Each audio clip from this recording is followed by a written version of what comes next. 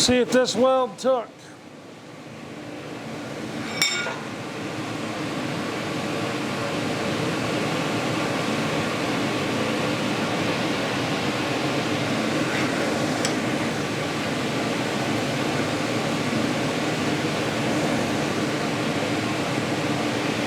It took, guys. Haha.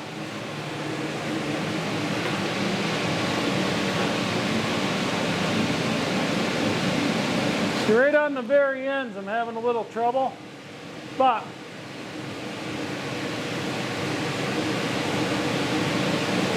I can live with that. We'll let her cool down and see what happens. Now it actually looks like a good weld. This thin metal I'm reefing on it. I mean, I'm really having to work to break it apart, but I could see where the weld was good, and I could see where it wasn't so good.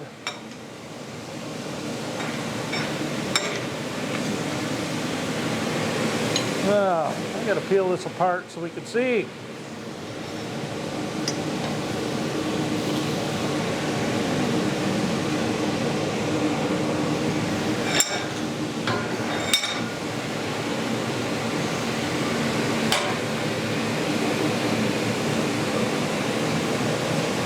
It's nice and clean and shiny way down in there.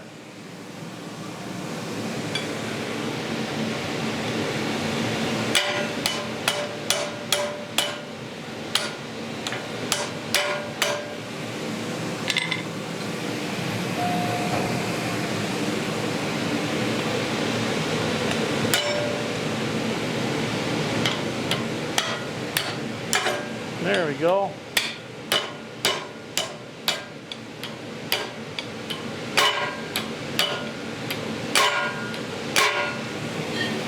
Before I break it. Well, I've been working on learning forge welding. I've had some mild success, I've had a lot of failure, but I think we're finally starting to get on the right track. Now this right here looks like a failed attempt. It actually is not. I actually pried this apart so I could see how the weld looks on the inside. Let's see if I can get you a close-up of it so you can see as well. Let's see. So, you guys see that nice silver right there? That's where the weld took. It actually took real well there. I pried this apart so I could, like I said, so I could see how it did. But you see up here on the top, that's where the weld did not take at all. Now, I'm noticing that's where I'm running into it, where things aren't sticking, is right on the ends there. I can usually get the hard. Now, I'm not sure if that's because I'm not getting this in the right part of the heat, but I can tell you that I get it, I mean, almost, it's like a lemon, maybe even brighter than that by the time I try to do it. Now, that could be because either I've got too much flux in the end there, sucking it in, and it's creating a layer so it won't stick, which I know you need a little bit of flux in there to break up the scale. And, but, like I said, the majority of that weld took, and it took well. So I'm just going to keep practicing until I get it. That's a fundamental skill that I really need to learn. Now, do I need to know how to do this to make the tools I want to make? I do not. I can get the steel in big enough billets already to where I don't have to dick around with putting bits and axes and adzes and things like that, but I want to know how to do it. The whole idea is if you're going to get good at something, get good at it. Learn the skills, learn the basics at least. You know, like I said, we're decent with the heat treating, we're decent with the pounding it out. Using the smithing coal, the bituminous, it is a learning curve for me because I've been using anthracite for a few years now, and the anthracite works. The anthracite works totally different than the bituminous. I'm not used to being able to form that cave in there where you have a nice hot forge, and we really got that. We really achieved that well tonight, and that really helped with this. The other thing I'm figuring out is where in the fire this thing wants to be to get the heat without actually burning it up. I've noticed if I'm too close to the tuyer down where the air comes in, it'll burn that steel up before it's even up to forging temperature, or forge welding temperature. And I mean, I had some sparkles coming off of it, which is too hot. Shouldn't have that. So we'll just keep going. We'll keep learning. But on another front, on the grinder, I'm going to be ordering the motor this next week here, which is going to be awesome. I can't wait to get that so we can get that done. But another thing we need to do, I already have to revamp the setup of this forge area. First thing that's got to go, it won't be the first thing because I'm not going to do it until warm weather. I'm just being a Sally. That's all there is to it. That exhaust fan is going. That forge exhaust is so damn loud. I can't talk to you guys in here. I can't explain what I'm doing. You can't hear anything, and I'm not a voiceover kind of a guy. The blower for the forge itself, that works fine, but I think we're going to pipe that outside of the blacksmith shop here. But that's not the big one. The big one is that workbench behind the camera, the one we built a while back in here. That's got to get moved or it's got to go. I'm going to need that real estate a lot sooner than I thought I was going to need it for a major project that's going to come up probably not long after the belt grinder. It will definitely be this spring that the big project's going to be coming in here, and I need all the real estate close to the forge that I can get. So I have plenty of room, but if I leave that bench right there, it's going to be in the way. So that's not what I want. So we'll probably move the bench down. I'll probably make it smaller. The drill press, the grinders, things like that.